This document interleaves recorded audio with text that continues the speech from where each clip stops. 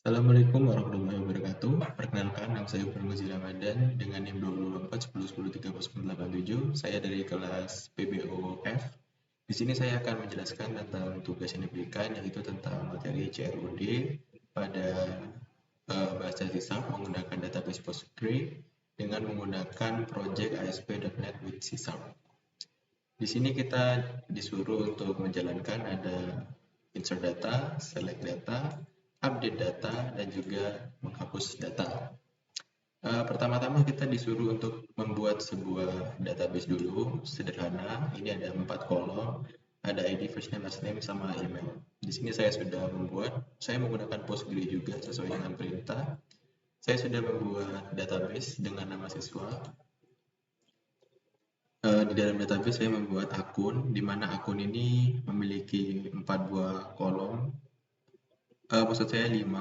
Jadi 4 itu tadi yang utama yang akan dimainkan ada depan, ini adalah nama depan, belakang adalah nama belakang, email, dan juga dengan hobi. Kalau ID ini auto increment, jadi nggak akan diinputkan melalui program nanti.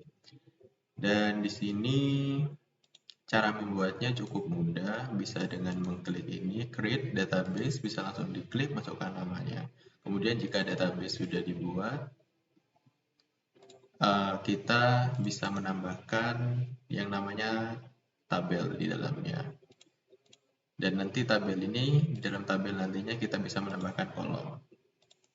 Dan jika ingin menambahkan kolom, kita bisa masukkan nama, kemudian tipe data, untuk kanunnya bisa varchar atau integer, tapi di sini saya menggunakan varchar semua datanya agar lebih mudah dalam memasukkan input, tidak usah mengkonversi kepada integer. Kemudian setelah ini saya buka Visual Studio dulu. Di Visual Studio itu cara membuatnya cukup mudah, create new project, kemudian kita cari ASP.NET yang application ini, cari aja langsung ASP.NET.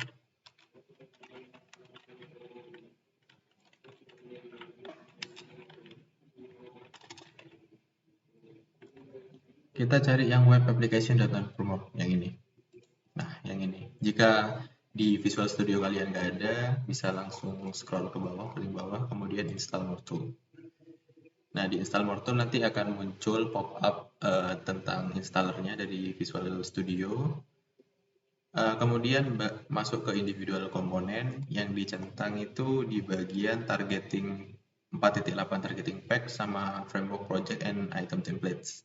Kalau saya jadi sudah tercentang. Kalau kalian centang dulu, kemudian langsung pencet tulisan install. Ini di bagian close, kalau belum terinstall, tulisannya akan install. Kemudian silakan ditunggu. Jika sudah, nanti kalian bisa masuk ke cara tadi, buat project, dan pilih yang ASP.NET Framework. Kemudian jika sudah, langsung next dan langsung bisa untuk membuat. Berhubung di sini saya sudah membuat, jadi saya back aja. Ini adalah project yang sudah saya buat. Dan di sini ini ada 2 bagian jika kita sudah membuat mengkonversi dengan ASP.NET. Kemudian ini kita akan disediakan 2 buah file, yaitu yang ASPX dan juga designer. Yang designer ini kita nggak utak-atik ya, jadi utak-atik yang SPX. Kemudian sama di bagian tampilannya, ini menggunakan sintak HTML. Nah, langsung menuju ke browser yang tadi. Pertama, kita ya sudah dibuat projectnya, kemudian kita menambahkan reference. Di sini kita menambahkan reference Nougat. Menggunakan Nougat package. Sebentar, oh di sini salah. Kita pencet manage Nougat package. Kemudian nanti di sini saya sudah terinstall npgsql. Kemudian kalau belum ada, kalian langsung ketik aja npgsql. Nanti akan muncul ya yang ada centang birunya, kalian pencet. Kalau udah, kalian install. Ini karena saya sudah install, tulisannya jadi berubah jadi uninstall. Oke, kita close saja. Nah, balik lagi ke browser. Di langkah selanjutnya ini sudah diinstal. Nah, kemudian kita disuruh untuk memasukkan ini ke dalam bagian sintak HTML. Nah, fungsinya ini tadi ada di sini, mohon maaf. Nah, ini ada bagian tabel. Nah, tabel ini fungsinya untuk menampilkan apa yang akan kita inputkan sebagai media input nantinya.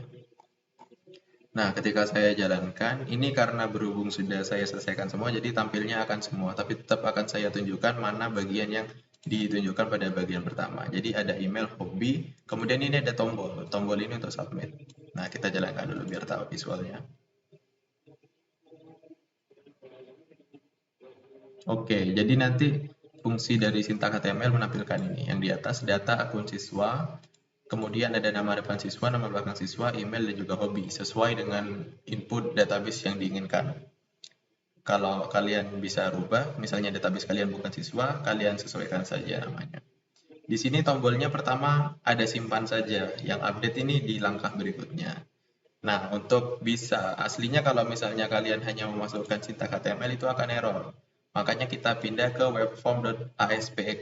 Nah, di webform.aspx ini kita disuruh memasukkan button tadi. Button itu error karena belum dideklarasikan oleh ininya, bagian webform aspx-nya. Nah, di sini disediakan juga di bawahnya. Nah, ada yang namanya protected void. Nah, ini yang kita copy. Kita masukkan nantinya di Kopas, langsung masuk ke Visual Studio. Nah, ini protected view-nya ini. Protected void, sorry. Nah, nyampe sini. Ini yang kita kopas. Setelah kopas ada beberapa hal yang harus diubah. Di sini ada yang namanya sebentar. Ada yang namanya ini yang strings. Yang string ini nggak usah connection yang string karena kita langsung menggunakan koneksi ke database, jadi nggak usah pakai connection string ini. Jadi di sini sudah saya hapus. Makanya jika kalian langsung kopas, itu bagiannya tolong dihapus saja. Kemudian jangan lupa ini untuk program defaultnya nggak ada yang using system data sama using npg SQL. Jadi kalian tambah sendiri agar bisa terkoneksi ke database kalian. Kemudian di sini pertama di bagian ininya kita menggunakan koneksi, yaitu membuat koneksi baru. Di sini ada beberapa parameter di dalamnya ya. Ada server, ada port, ada user ID, kemudian ada password, kemudian nama database-nya. Nah, ini bisa kalian lihat di bagian pg admin, di bagian PostgreSQL 12, kalian klik kanan, terus kalian pecah properties. Nah, untuk di bagian connection pindah. Nah, di sini ada yang namanya name. Username-nya ini servernya. Ini nama server localhost. Kemudian username-nya user ID namanya Postgres. Kemudian portnya 5432. Nah, ini sama localhost, portnya 5432, user ID-nya Postgres. Kemudian passwordnya ketika kalian pertama menginstal pgadmin kan disuruh membuat password. Tentunya kalian sendiri yang tahu. Di sini password saya BOLT2611. Kemudian nama database-nya itu database siswa. Ya, seperti yang di sini. Nama database-nya siswa. Oke, lanjut. Kita coba aja ya input data. Nah, jadi di sini saya masukkan ya nama depan misalnya Anton. Kemudian nama belakangnya William. Kemudian emailnya anton@gmail.com. Kemudian hobinya mancing gitu. Terus kita pencet simpan. Nah, ada notifikasi data has been saved. Berarti datanya sudah berhasil diinputkan. Kita sudah berhasil melaksanakan input data pada langkah pertama. Pada bagian insert data, bukan langkah pertama. Karena sudah melakukan beberapa langkah. Kemudian, ya ini insertion sudah. Terus ada bagian selection. Nah, di bagian selection ini, nah kita memasukkan lagi ke bagian sintak HTML-nya. Nah, di bagian sintak HTML-nya ini di web form, ya betul. Nah, kita memasukkan tabel lagi. Jadi, dari tabel yang sudah pertama tadi, yang input data, kita masukkan lagi tabelnya. Nah, ini dia. Nah, tabel ini untuk menampilkan data yang ada dalam database pgadmin. Nah, tadi kan kita sudah input data tuh. Nah, kita bakal nampilinnya pakai ini selection tadi. Nah, di sini kita menggunakan button lagi, button select, kemudian select all data. Kita kan sudah juga sudah masukkan. Kemudian jangan lupa di bawahnya itu juga ada ini untuk bagian logikanya mungkin. Namanya kurang tahu juga kalau di satu apa. Tapi ini seperti logikanya, kita kopas, kemudian kita masukkan ke web form. Nah, diluruskan dengan protected void yang atas ya. Yang ini yang pertama tadi, yang insert data. Kemudian di bawahnya kurawal persis. Nah, kita kopas lagi. Nah, untuk bagian-bagiannya yang ada string tadi dihapus juga sama. Kemudian untuk koneksinya ini tinggal kopas saja ya nanti ya, sama aja. Taruh di sini. Kemudian di sini ada kayak semacam syntax open membuka koneksi. Kemudian ada untuk memasukkan komen di sini. Nah, di sini aslinya kalau di PG-admin itu kan tinggal masukkan sintaknya, tapi di sini masih di-convert dulu dalam variabel CMD, mungkin CMD-nya sysub. Terus kita simpan datanya ke dalam data tabel. Kemudian nanti akan ditampilkan dalam bentuk DT di bagian grid view data shorts. Jadi nanti ditampilkannya di bagian grid view. Nah, grid view ini ada di tabel yang tadi yang sudah kita masukkan. Nah, ini grid view server. Nah, ini all data. Klik. Nah, ini nanti terhubungnya ke sini. Kita coba aja langsung. Nah, di sini. Nah, kita kan sudah memasukkan data tadi. Nah, kita pencet select all data. Nah, jadi langsung akan tampil. ID ini yang auto increment ya. Ini 6 aslinya karena saya sudah mencoba sebelumnya memasukkan banyak data dan saya hapus lagi. Dan ini adalah data ke-6 yang sudah saya inputkan sejak program ini dibuat. Kemudian namanya Anton. Nah, kemudian ini nama belakangnya William. Terus anton@gmail.com. Kemudian hobinya mancing. Sesuai sama yang kita insertkan ya. Kemudian langsung masuk ke langkah selanjutnya yaitu ada update. Nah, di update ini kita nggak perlu buat syntax HTML-nya, kita cukup nambah sebuah tombol. Nah, tombolnya ini kita taruh di bagian tabel pertama tadi. Nah, tabel pertama tadi ini kan ada nama depan, nama belakang, email, hobi, terus di bawahnya ada tombol simpan kan, tombol submit. Nah, di bawahnya tombol submit ini, simpan tadi, kita masukkan tombol tadi. Nah, kita sudah masukkan. Nah, berarti tampilannya sudah ada, kemudian tinggal bagian logikanya. Nah, logikanya sama dimulai dari protected. Nah, ini dikopas, masukkan saja ke bagian web form. Nah, di sini web form yang logika SPX ya. Ini langsung taruh di sini. Langsung di sini, luruskan sama kayak tadi. Ini kan yang kedua, ini yang update protected view. Protected void. Kemudian kita paste di sini, kita membuat koneksi. Koneksinya ya bisa langsung kopas dari sini. Nah, kemudian nanti ada yang string-string gitu, koneksi string kalian hapus sama seperti di logika 1 dan logika 2. Nah, kemudian di sini kita menggunakan perintah SQL juga yang dibungkus dalam CMD-nya C#. Nah, ini kita mengupdate akun dengan men-set inputan tadi. Kan ada 4 inputan tadi, nama depan, nama belakang, terus email, terus hobi. Nah, kita update yang tadi diketikkan di kolom inputan itu sebagai update, perintah update. Akan tetapi yang diupdate itu kan kita harus tahu di kolom keberapa. Maka dari itu kita menggunakan perintah where.